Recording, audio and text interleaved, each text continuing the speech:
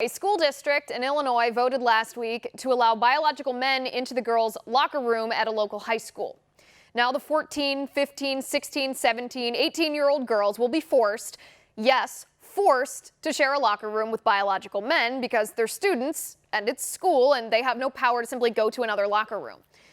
Now you might be thinking the school's just trying to provide accommodations for transgender students, and that's a nice thing to do, right?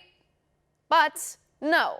Special accommodations to try to make Nova Madej, the trans student who filed the lawsuit against the school, feel comfortable were made. And those special accommodations were not enough. No. Madej wasn't satisfied with a private locker room. Madej demanded to be allowed into the same space as biological females, to be allowed to undress in front of the biological females without any consideration of the safety, the comfort, the privacy of the female students. And student athletes at this high school in particular feel betrayed. Watch. Yeah, it passed. It passed. And how does it make you feel? Oh, I'm ecstatic.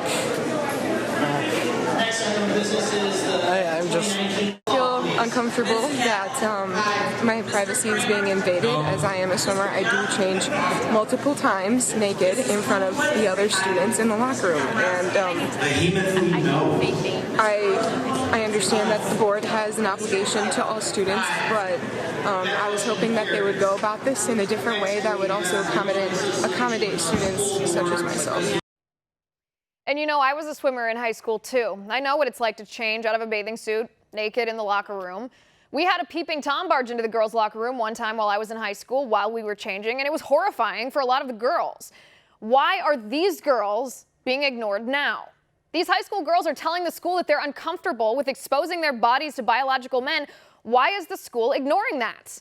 Why does the emotional dictate of one biological male who's suffering from gender dysphoria trump the emotional comfort and physical safety of every single biological woman who's forced to use that locker room? And yes, again, forced because it's a school and students don't have a choice.